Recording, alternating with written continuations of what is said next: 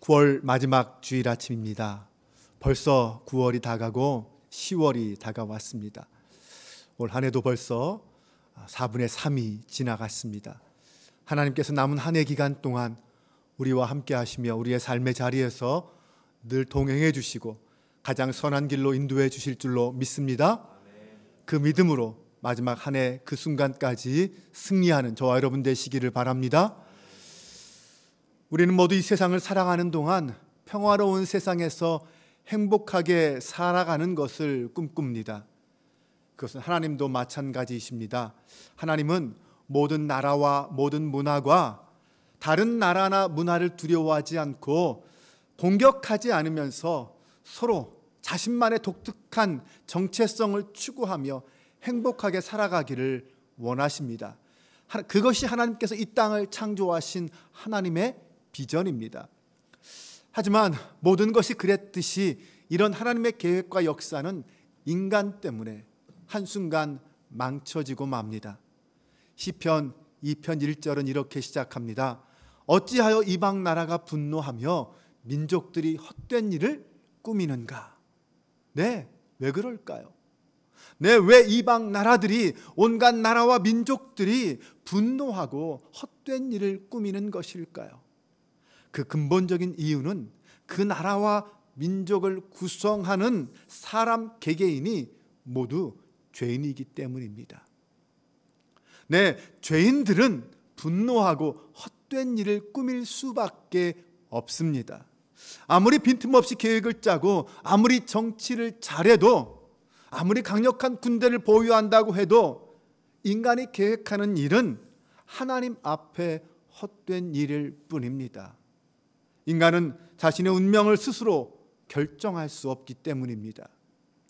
나라라는 단어가 창세기 10장 10절에 처음 등장합니다. 창세기 3장의 인간의 타락 사건은 사람들의 욕망에 의한 죄가 그 원인이었습니다. 그 죄 때문에 우리 인간들이 심판을 받았지만 그 심판은 우리의 욕망을 완전하게 제거해 주는 것이 아니었습니다. 창세기 10장에서는 하나님의 명령에 의해 생육하고 번성하는 인간들이 나라를 세우고 성장시키는 그 과정들을 기록하고 있습니다. 그리고 그 각 나라들은 서로 정복하라라는 그 하나님의 명령을 따르기 위해서 각자 자신만의 방법으로 전쟁을 시작합니다. 오늘날 우리가 겪는 지역과 국가, 민족 간의 전쟁과 탄압과 불법은 바로 그런 나라를 세운 인간들의 욕망으로부터 시작된 것입니다. 그러므로 사람이 세운 나라들은 모두 하나님의 구원이 필요한 존재들입니다. 결국 지금 이 땅에서 일어나는 그 모든 혼란의 근본 원인을 찾아 들어가다 보면 결국 그 기원은 창세기 3장의 인간의 타락과 창세기 10장의 사건들로 귀결됩니다. 창세기에 나라라는 단어가 처음 등장하는 부분에서 우리는 이런 역사를 보게 됩니다. 8절에서 9절 말씀에 보면 구스가 또 니므롯을 낳았으니 그는 세상의 첫 용사라. 그가 여호와 앞에서 용감한 사냥꾼이 되었으므로 속담에 이르기를 아무는 여호와 앞에서 니므롯같이 용감한 사냥꾼이로다 하더라. 이 본문에 등장하는 니므롯이라는 사람에 대해서 한번 살펴보겠습니다. 그는 용사요, 하나님 앞에 용감한 사냥꾼이라고 불리고 있습니다. 그런데 우리는 이 말에 현혹되어서는 안 됩니다. 니므롯이라는 단어의 뜻은 반역이라는 뜻입니다. 또 여기서 사용된 용사라는 단어는 창세기 6장 4절에서 네피림의 후손들을 지칭할 때 쓰여진 단어입니다. 결국 이 말은 결코 좋은 뜻은 아니라는 말입니다. 그리고 여호와 앞에서 용감한 사냥꾼이라는 말은 여호와 앞에서 사자들과 싸우는 용감한 사냥꾼이라는 의미가 아니라 다른 사람들과 싸우는 전사라는 말입니다. 하나님은 살인과 폭력, 전쟁을 좋아하지 않으십니다. 그런데 하나님 앞에서 그 니므롯은 다른 사람들과 싸우는 전사였습니다. 다시 말하면 하나님의 뜻을 어기고 살인과 폭력과 악행을 일삼는 인간 사냥꾼이었다는 것입니다. 한마디로 사냥꾼 니므롯은 폭군이요 사람 사냥꾼이었습니다. 반역자이자 사냥꾼인 그 니므롯은 자기의 나라를 세웠습니다. 창세기 10장 10절입니다. 그의 나라는 시날 땅에 바벨과 에렉과 악갓과 갈레에서 시작되었으며, 그렇게 이 시날 땅에서 시작된 나라는 니므롯과 그의 후손들에 의해서 점점 전 세계로 퍼져 나갔습니다. 하지만 그들이 세운 나라는 결코 온전하지 못했습니다. 왜냐하면 그 나라를 세운 사람들은 모두 죄인이었고 니므롯 같은 사냥꾼들이었기 때문입니다. 어떤 나라든 시간이 지나면서 처음 나라를 세우려고 했던 그때의 그 첫 목적과 이유와 그 정당성들은 점점 사라지고 타락하기 마련입니다. 왜냐하면 죄인들이 그 나라를 세웠기 때문입니다.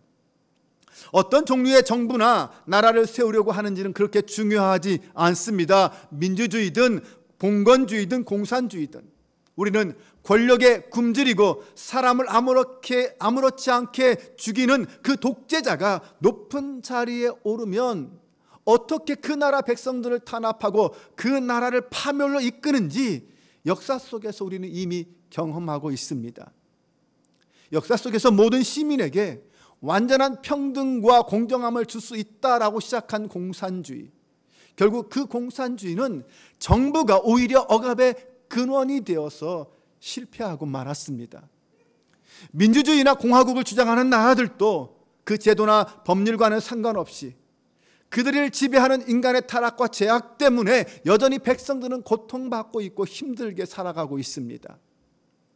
이것은 무엇을 의미하는 것입니까? 이 땅에는 완벽한 나라나 정부는 존재할 수 없다라는 것입니다.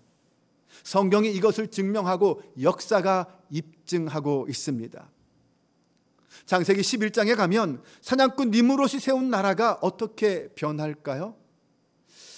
그들은 하나님 앞에서 악한 야망을 품기 시작합니다. 온 땅의 언어가 하나요 말이 하나였더라. 이에 그들이 동방으로 옮기다가 시날 평지를 만나 거기 거류하며 서로 말하되 자 벽돌을 만들어 견고히 굽자 하고, 이에 벽돌로 돌을 대신하며 역청으로 진흙을 대신하고 또 말하되 자 성읍과 탑을 건설하여 그 탑 꼭대기를 하늘에 닿게 하여 우리 이름을 내고 온 지면에 흩어짐을 면하자 하였더니. 여기서 우리가 알아야 할 것은 그들이 이 바벨탑을 건설했다라는 것이 결코 그 자체는 문제가 아니라는 것입니다. 네, 인류가 문명과 기술을 발달시키는 것은 당연한 일입니다. 그런데 문제는 그 탑을 세운 동기입니다. 또 말하되 자 성읍과 탑을 건설하여 그 탑 꼭대기를 하늘에 닿게 하여 우리 이름을 내고 온 지면에 흩어짐을 면하자. 그들이 처음 성읍과 탑을 건설한 이유는, 그 나라를 세운 동기는 두 가지였습니다. 바로 두려움과 교만 때문이었습니다. 그들이 두려워한 것은 무엇입니까? 그것은 온 지면에 흩어지는 것이었습니다. 하지만 하나님이 처음 인류에게 내리신 명령은 바로 흩어지라는 것이었습니다. 생육하고 번성하여 땅에 충만하라. 이 말은 곧 온 땅에 흩어지라는 하나님의 명령이었습니다. 하나님이 땅에 충만하라라고 하신 이유는 무엇입니까? 그것은 이 세상에 대한 하나님의 뜻을 이루기 위해서였습니다. 즉 이 온 땅이 하나님의 영광을 찬양하며 하나님의 지식으로 덮여지며 온 땅에서 예배와 찬양의 소리가 울려나는 것을 하나님은 원하셨던 것입니다. 그러나 시날 평지의 니므롯의 후손들은 자 성읍과 탑을 건설하여 그 탑 꼭대기를 하늘에 닿게 하여 우리의 이름을 내고 온 땅에 흩어짐을 면하자라고 했습니다. 그들이 세운 그 탑은 하나님의 영광을 기리는 탑도 아니었고 하나님께 예배하고자 하는 성전도 아니었습니다. 우리 이름을 내고 온 지면에 흩어짐을 면하자, 그것을 위해서 세운 탑이었습니다. 그들은 하나님의 명령대로 행하는 것에 대하여 두려워했습니다. 그래서 방어 태세를 취하고 한 곳에 모여서 함께 힘을 모아서 자신들의 영광을 위해서 힘썼던 것입니다. 오늘날 우리는 이 사실에 주목해야 합니다. 주님께서 우리에게 너희는 가서 모든 민족을 제자로 삼고 온 민족에게 복음을 전하라라고 명령하셨습니다. 그런데 우리가 만약 두려움 때문에 그 명령에 순종하지 못한다면 그 결과는 바벨탑을 건설한 이 니므롯의 후손들과 다를 바가 없을 것입니다. 두려움은 사명을 감당하라라는 하나님의 명령에 교회가 순종하지 못할 때 되는 가장 일반적인 변명입니다. 또한 우리는 어떤 변명을 합니까? 순종하지 않을 때 우리의 변명은 이런 것들입니다. 하나님, 일할 사람이 없습니다. 아니면 돈이 없습니다. 다른 사람은 왜 안 합니까? 난 그동안 열심히 했습니다. 이제 좀 다른 사람 좀 시키십시오. 이것이 일반적인 우리들의 변명 아닙니까? 그렇게 되면 결국 두려움과 교만이 함께 가게 됩니다. 전도하라라는 하나님의 명령에 불순종하면서 두렵다고 온갖 핑계를 대는 교회는 결국 자기 자신만을 생각하는 것입니다. 그런 교회는 점점 하나님의 영광을 드러내는 교회가 아니라 자기를 보호하고 자기를 기념하는 종교 단체가 되고 말 것입니다. 성경과 역사는 우리에게 어떤 교회나 어떤 그리스도인들도 끝까지 신실함을 유지하면서 하나님의 영광을 위해 살 것이다 라는 것을 보장하지 못합니다. 인간은 하나님이 아닌 스스로를 위해서, 자기 자신을 위해서, 자신의 영화를 위해서 탑을 쌓으려고 합니다. 하지만 우리가 그렇게 스스로를 위해서 쌓은 탑은 바벨탑처럼 결국 무너지고 말 것입니다. 잠언 16장 18절에서 솔로몬은 분명히 이렇게 경고했습니다. 교만은 패망의 선봉이요 거만한 마음은 넘어짐의 앞잡이니라. 네, 맞습니다. 바벨탑을 건설한 인간들은 결국 어떻게 되었습니까? 창세기 11장 5절에서 8절을 보면 여호와께서 사람들이 건설하는 그 성읍과 탑을 보려고 내려오셨더라. 여호와께서 이르시되 이 무리가 한 족속이요 언어도 하나이므로 이같이 시작하였으니 이후로는 그 하고자 하는 일을 막을 수 없으리로다.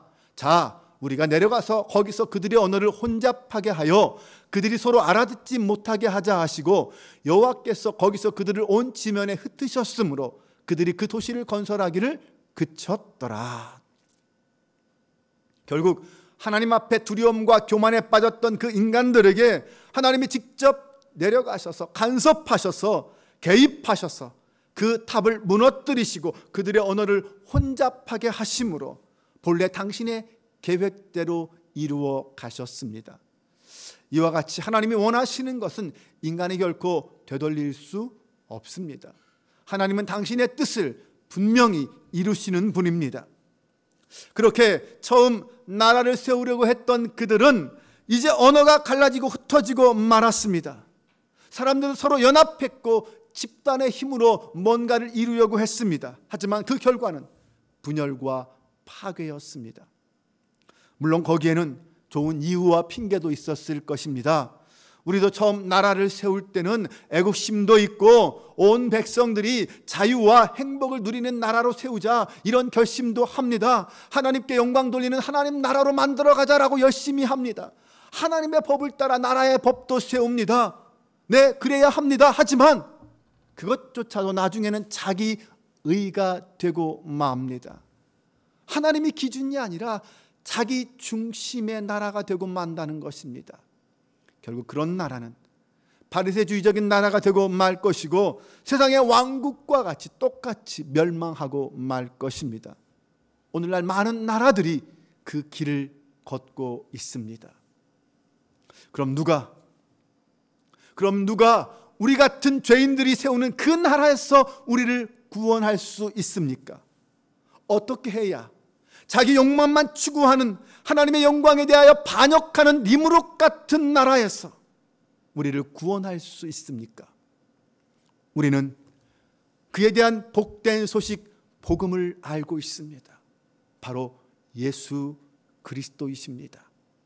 예수 그리스도는 우리의 죄를 용서하시기 위해 죽으시고 영화로운 몸으로 부활하셔서 정말 우리에게 필요한 것이 무엇인지 다 채워주셨습니다. 하나님께서 하늘로부터 이 땅에 인간의 육신을 갖고 내려오셔서 이 악한 땅에 두려움과 교만으로 타락해 있는 바벨탑을 건설하고 있는 이 땅의 가운데 임하셨습니다. 이 땅에 오신 하나님은 갈등과 혼동과 교만과 불순종으로 가득한 우리의 마음속을 들여다보시고 우리 마음에 세운 그 바벨탑을 무너뜨리셨습니다. 바벨탑이 무너진 그 자리에는 하나님의 나라가 세워지기 시작했습니다. 예수님은 처음 사역을 시작하시면서 이렇게 선포하셨습니다. 회개하라, 천국이 가까이 왔느니라. 하나님 나라, 이 천국은 하나님의 통치를 의미합니다. 세상 나라는 니무롯의 후손이기에 그 나라는 희망이 없습니다. 그러나 하나님의 나라, 하나님이 통치하는 의와 평강의 나라는 오직 거기에만 희망이 있습니다.